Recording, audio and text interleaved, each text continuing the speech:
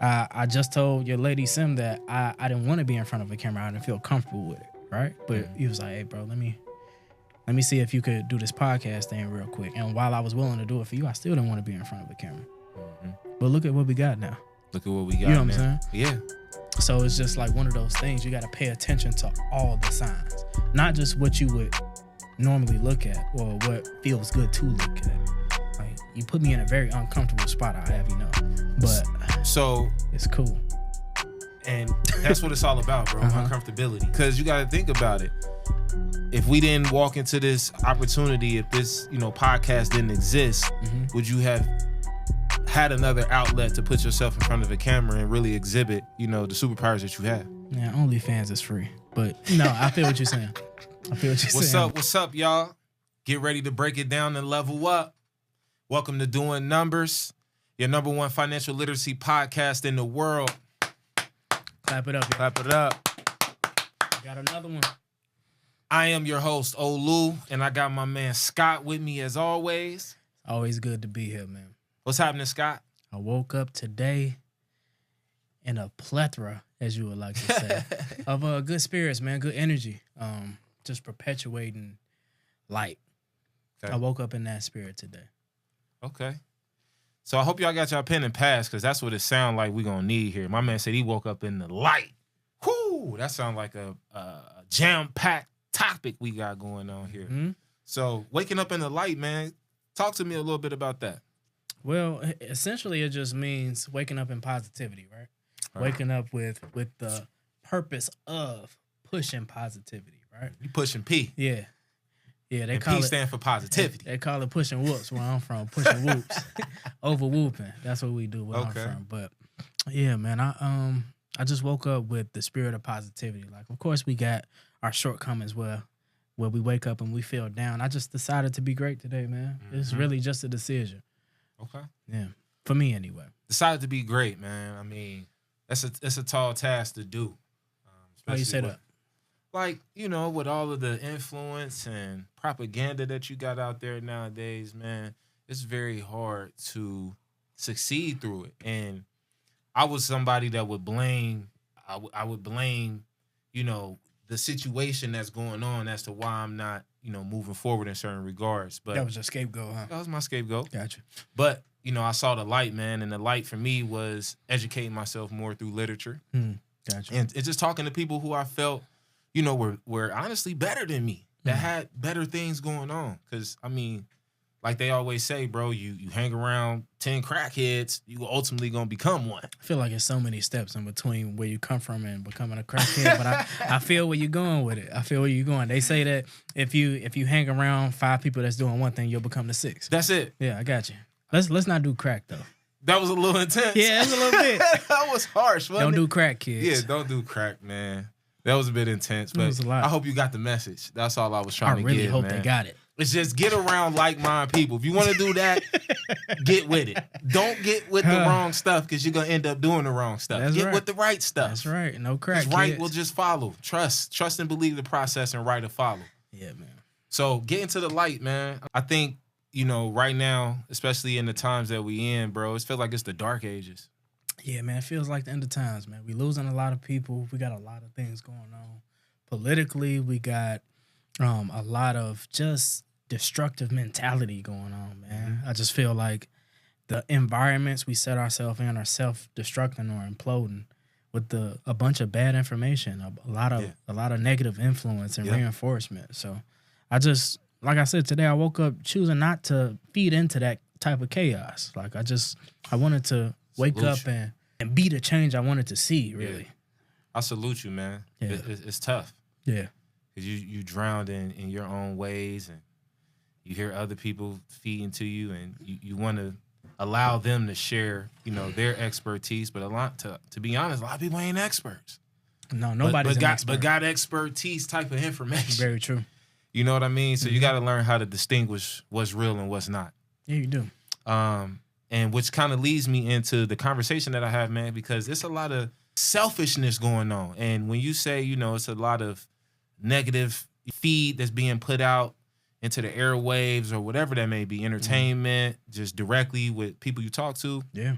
that's a selfish moment because you're not trying to see, to me, you're not trying to see that person grow. Right. So you're like, okay, I'm gonna be selfish in the sense of continuing to put out this negative feed, continue to, you know, steer them in the wrong path. Right. And you are the total opposite though, bro. Like, You think so? I feel like you exhibit a lot of selflessness. I appreciate you saying that, man. And with it being a lot of selfishness going on, we need more people like you, man, that exhibit selflessness. A lot of people would beg to differ on that being more of me in here. I think people got to take me in doses, so they might want to make sure it's just one of me in the world. But I appreciate you saying that, bro. Yeah, man, because we've been boys for 4 years, going on 5. I don't even count no more because we just been rocking like that. We really man. met in college, bro. So it's closer to 8. 8, like, Closer to but 8. Real friendship. I feel what you're saying. Real friendship. When we met, you were an acquaintance of a really good friend of both of us. Correct.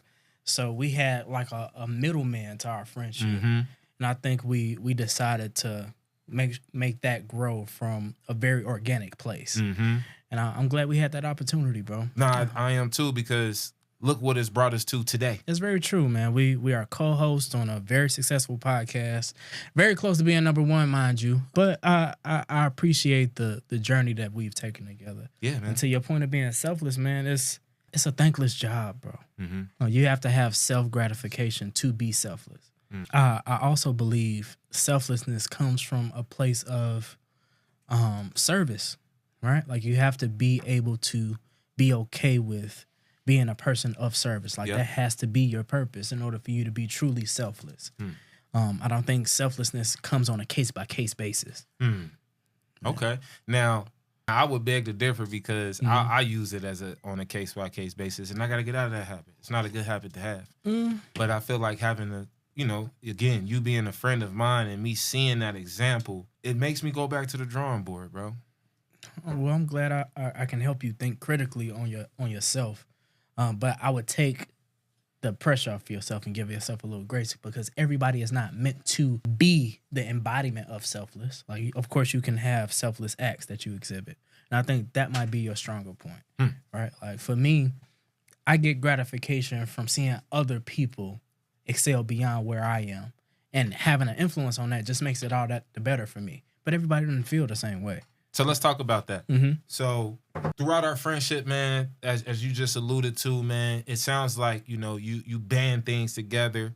I see you as, quote unquote, the glue guy that just connects the pieces, man, the missing dots, making sure that where people fall short at, you help uplift them and bring them back to fold with what they got going on, man. So with that, I would call you an assist giver. You know what I'm saying? I be throwing you oops. Be throwing oops, dog. You be throwing oops. So with that, brother, I know that just didn't come out of anywhere. So can you talk to me a little bit about if there was any moment in your childhood or in your life that put you in that position to where you had to, exhibit assist giving, or you devoted that time and energy into that given thing? Absolutely, man. I would have to attribute that to my late mother, man. Alicia Brianna Howell is the embodiment of what it means to be selfless, what it means to be of charity to somebody else. My mother was the youngest of what I would like to say is 7 siblings, all coming from broken homes pretty much. She was the last of a very experienced parentage. Like my grandfather was a musician. Word? Yes, man. He played guitar, piano, drums. He opened for James Brown, the Ink Spots. Oh, you ain't never tell me about that one. Yeah, man. My grandfather, he was a special man. Okay. And my grandmother was even more extraordinary. She played tennis. She, you know what I'm saying? She ran a bar. She sang. You know what I'm saying? Like, I come really from had that go-getter's spirit. Absolutely. Yeah. And with that, you have a parentage who already has like a routine and a life, and who set out on their endeavors a lot earlier than my mom came around.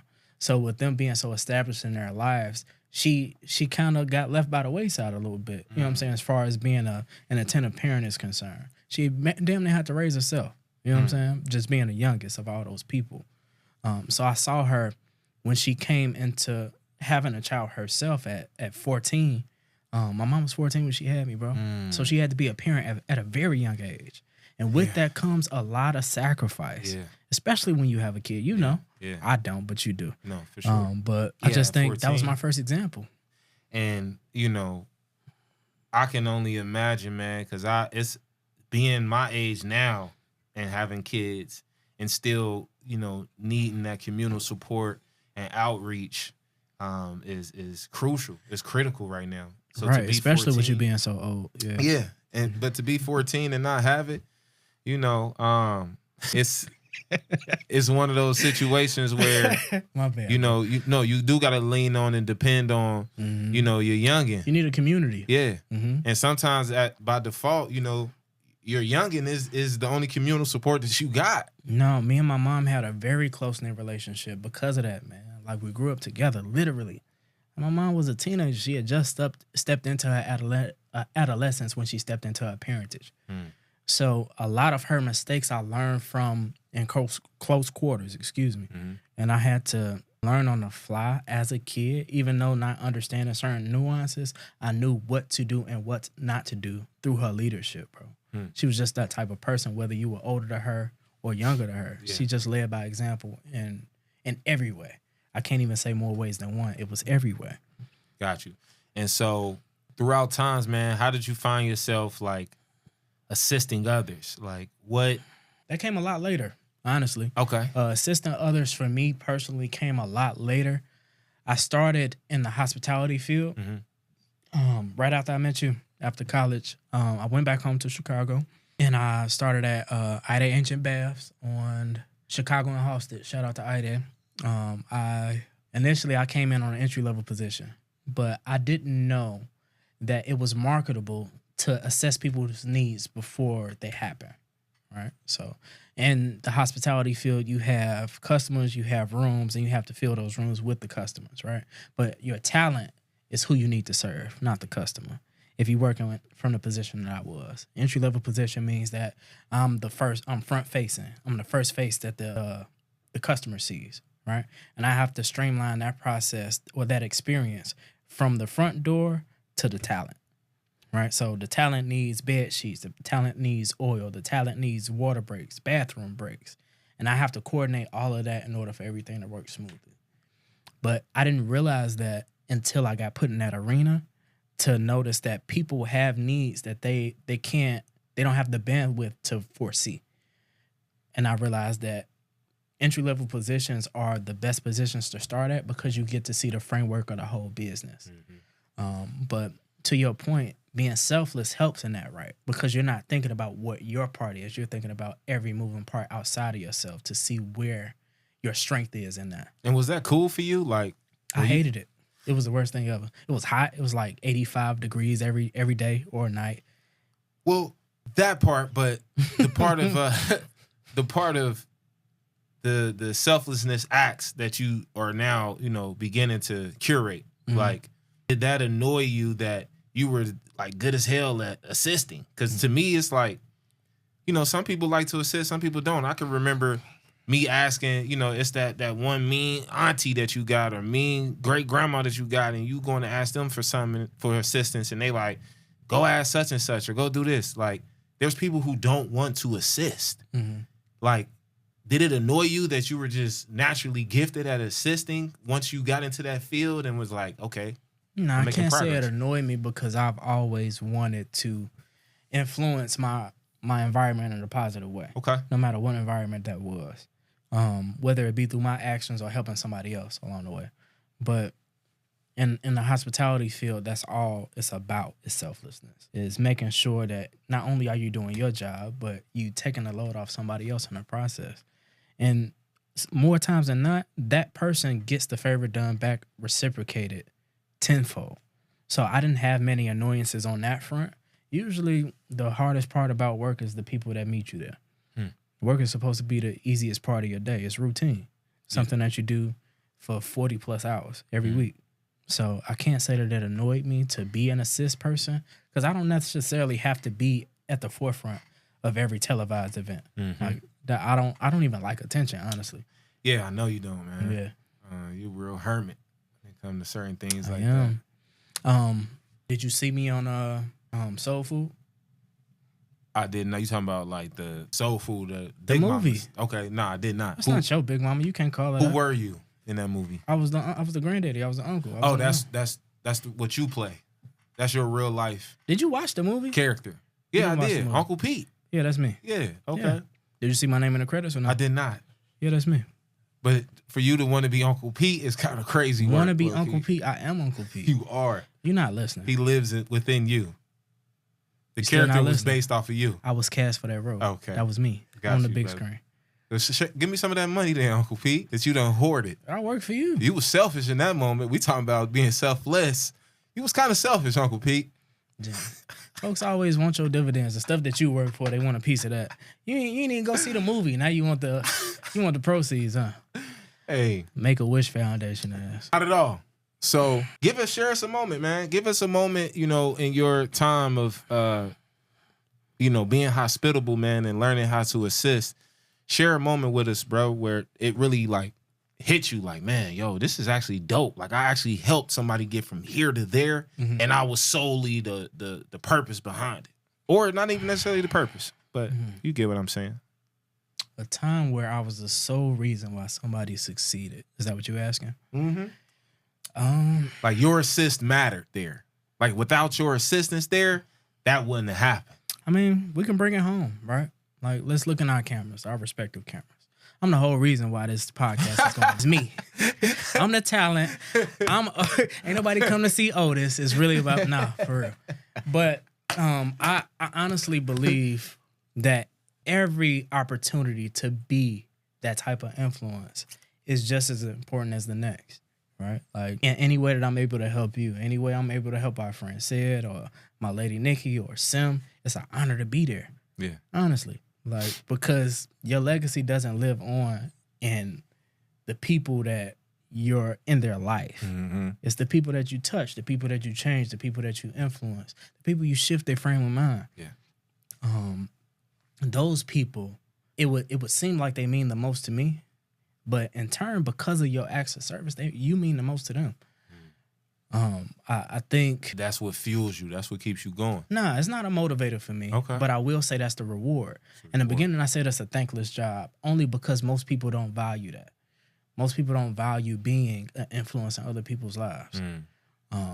Me, myself, I do because it comes with a certain responsibility that only helps sharpen my iron. Got you. That's the part that I find gratification in. Okay. I become better by helping somebody else. And that's dope, bro. And that's real dope. Mm-hmm. Share one aspect of how you become better. One aspect of how to become better is tutelage, right? Being an apprentice, learning, being quiet, sitting back in the cut and observing. I don't think you could become a great teacher before becoming a great student. Of course. I also believe that the apprenticeship stage is often skipped or looked past, but it's all your lessons in that apprenticeship stage are what help you graduate towards what you thought you could be in the first place when you set out on whatever goal you set out. Like, we can use my credit score for example, right? I know on a previous pod you illuminated the audience on like what your journey was from one step to the next regarding your credit, right? And that opened other opportunities for you to promote your own brand and promote your own businesses and, streamline that whole process. But I started at a 540 like you did. Yeah. I set out a goal to make it to 700s. You know what I'm saying? Mm-hmm. But I researched, I found resources. I became a student to certain people. Shout out to Derek Golden, my CPA. He's a great resource for me. But he sat me down. He said, Scott, this is your credit report. These are the things that you need off your credit report. And these are the things that you need to add. You need to look at your credit limit. You need to look at your credit utilization. You need to look at how many loans you have on your account. You need to look at how many hard inquiries you have. Yeah. So he outlined what my process was, but I listened to that tutelage and I made it to a 765 in 1 year, bro. That's amazing. It is coming from a 540, bro. Yeah, that's amazing, dog. That's real work. Mm-hmm. But even with you, like before you and I had that conversation, you were trying to get your brand off the ground, and now here you are fully established with product placement. Yeah. You got, you know what I'm saying? You're promoting your own brand. Shout out daddies, man.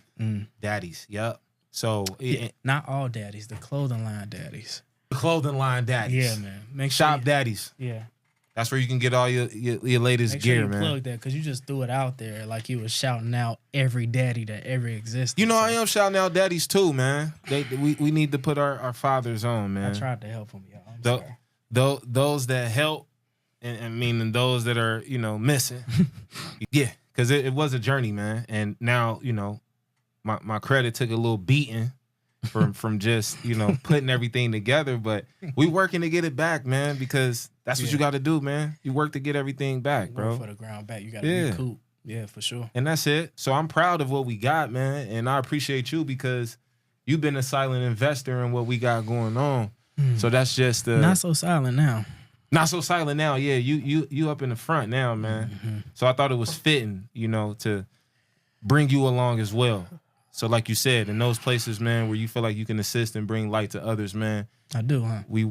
I wanted to be able to do that for you in return, brother. I appreciate that. Not a problem. When I come out with my clothing line, you gonna be my mascot or what? How's that gonna work? Nah, I'll be more of your consultant though. I'll help you out. People try to pick their roles in your life. That's crazy. Mascot is a little OD. Yeah. You can find somebody else for that. You can shout out daddies, but you can't be my mascot? Nah, I cannot do that. That's crazy work. Brother. Okay, cool. Ambassador at most. At both. At the least, I mean. At the least, I could be your ambassador. Bet that. But back to selflessness, man. Like I said before, it's an honor to be considered for like such honors. Like starting your own brand, that's a great endeavor, bro. Like a lot of people step out and don't realize that they're their own billboard. Yeah. So for you to want to do that for yourself and then ask me to be included in something so delicate, you know what I'm saying? I appreciate man. that. Yeah, for sure. And it's crazy because I've asked some friends before. They said no, huh? I should have said no. A lot of them said no. A lot of them didn't say nothing. You know what I'm saying? They ghosted you? They just kept silent, bro. They don't like t-shirts? It was my iPhone folks. You know what I'm saying? But now you can see it on the Droid now with the update. But it was like seeing that somebody reading your message and it showed the red at the bottom. Red receipts on and left and you they on. ain't even right back. I feel like I know who that was too. Be like that. You know what I'm saying? So being, you know, the time and energy and efforts that you've given into, you know, others, endeavors, things like that. For sure. Has that hindered your pursuit to your entrepreneurial endeavors of what you're trying to do? Are you asking me, have I sabotaged something I was trying to do for the benefit of somebody else? I think sabotage is a bit strong. It's a little strong? Yeah, that's a little strong. But just kind of like... Has it hindered me? In what way? Like, has it derailed you? For sure. Absolutely. Well, I can't say it derailed me, but sometimes God will sit you down, bro. Yeah. So you leave that up to God. With respect, you leaving that up to God. Well, faith without work is dead. So if I say that I believe in XYZ, right? Let's just say it is God. I believe in God, and God says that whatever you have, you'll have it within time, and I won't put anything more on your plate than you can handle. If I believe that, then anything that steps in front of that is an opportunity to have a bird's eye view of what I got going on, and not a hindrance. But I will answer your question more directly. I honestly feel like every time I have to do something for somebody else, it's a hindrance on something I'm trying to do because I'm always doing something. Okay. But it's also a time, like I said before, for me to step back and analyze whether or not I'm going about it the right way. And usually it's something put in my way so that I can see from a bird's eye view. It's a direct experience like you with this podcast. I just told your lady Sim that I didn't want to be in front of a camera. I didn't feel comfortable with it, right? But he was like, hey, bro, let me see if you could do this podcast thing real quick. And while I was willing to do it for you, I still didn't want to be in front of a camera. But look at what we got now. Look at what we got. You know what I'm saying? Yeah. So it's just like one of those things. You got to pay attention to all the signs, not just what you would normally look at or what feels good to look at. Like, you put me in a very uncomfortable spot, I have you know. But so it's cool. And that's what it's all about, bro. Uncomfortability. Yeah. And I think I wouldn't be comfortable with being uncomfortable. Yeah. And I wouldn't be a good friend, bro, if I didn't push you and put you in those, you know, groundbreaking moments. Groundbreaking is heavy. I mean, hey. Yeah. It is groundbreaking. It is. Because you got to think about it. If we didn't walk into this opportunity, if this, you know, podcast didn't exist, would you have had another outlet to put yourself in front of a camera and really exhibit, you know, the superpowers that you have? Yeah, OnlyFans is free. But no, I feel what you're saying. I feel what you're saying, bro. Yo, I appreciate the we got to opportunity. keep you inside, G. You are nuts, man. You crazy. No, but I appreciate the opportunity, one. And then two, I think it's like that with anybody you surround yourself with, right? Like they should be the person that one that you have enough confidence in to allow you to be pushed. And then two, somebody who is passionate enough about you to want to push you past what your initial limitations are. Word. And that's the whole point of iron sharpening iron, yeah? And so I like the way that you finished that there, because I'm interested in knowing, who are some of your positive reinforcements in your life. And all right, this is my shout out list. Yeah. I'm going to start out with my first ever mentor. Shout out to Scott Stewart of Chicago, Illinois. He was my first business teacher. He had an entry-level economics and entrepreneurship course that I took at Gwendolyn Brooks College Prep on the south side of Chicago. He has been an unmoving motivation for me. I would take that and take it back over to Britt Burwell. He was my course teacher, but he's been a life instructor for me. Just through relationship, through finance, through leading through example, and being an influence on other people's lives. He was my first influence of that. And another positive light, I got to end it off with my old lady. Shout out to Nikki Lewinsky. I know you're at home watching. I appreciate her for just being a light of optimism, right? Like we talked about on a podcast before about imposter syndrome. And a lot of times, and you and Sis have given me pieces on this too, that a lot of people can see things in you that you're not able to see. Yeah. Right? Especially if you're afraid of looking in the mirror like I was. But I appreciate all of those people and more for seeing more in myself than I was able to at the time. And what? Not you. And what? Yeah, me. No, not you. You crazy, man. No, bro. So what drew? Ever since I met you, my life been in shambles. Yeah, right. You crazy, man. You gotta be nuts, man. Don't tell them folks that, I'm sorry, man. what was you gonna say though? But no, what was it that when you looked in the mirror, you didn't see the things that others saw in you? What drew that? Honestly, my environment, bro. I was around a lot of kids on the east side of Chicago who didn't know to believe in themselves because they didn't have examples. So I didn't value the examples that I had in my life because I didn't know how to do that. But I would say the mindset is shared, right? It's passed down. It's duplicated and it's integrated into our communities, which is why our communities don't excel. Like our mindset hasn't shifted in a way that's permanent yet. And I feel victim to that more times than I like to admit. But I had way too many lights in my life for me to continue to ignore it. So I would say that's where that mindset comes from. It comes from your initial environment, where you're born into. Okay. And so let me, myself know, and our good folks, man, what Scott got going on now, man? Is Scott exhibiting selflessness at this moment in his life? I feel like I got my tenure in selflessness, man. I'm being a little selfish coming into 2025. I done walked myself into stocks. I done walked myself into a real estate portfolio that I'm establishing. Nice. I'm starting this venture in media and journalism. Nice. I have a few mediums, man, multiple sources of income to fuel my future. Nice. I'm trying to do my best by me this time around. I built my community through my influence. So I think that now is the time to start reaping those benefits. And I appreciate all of those involved, even the spectators. Like, if you just want to be a witness, I got some chairs for you too. But we're going to take this train and we're going to roll with it. Yeah, bro. And we only got one of these, man. So I want to make sure as a friend. No, I've been here before. Really? Yes, sir. What were you here as? I told you I was Uncle Pete, man. Yeah. Okay. So, man, like I say, man, we got one of these, brother. He apparently he's the special one. But we got one of these, bro. And as a friend, while I've known you on this one that I I want you to, excel, man, and do your thing, brother. Bro, don't be tired of me on this podcast. Your tone changed real quick when you get tired of me, bro. I need you to go back in the frying mode. I ain't got time for that. You ain't even paying me to be here. So I wanna see you excel. No, all seriousness, man. Really saying, brother, like I'm proud of you.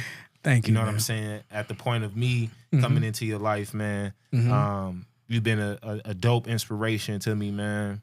I appreciate you saying definitely like you bring new and fresh perspective, man. You giving me things to think about that I hadn't, taken the time out to think about, bro. So I appreciate you, man. And I think, you definitely deserve to put yourself first.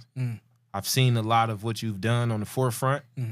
And it's about that time, man, like you said, that you reap those benefits from the influence that you've created. Thank you, man. I think our listeners need to hear that. It's time, y'all.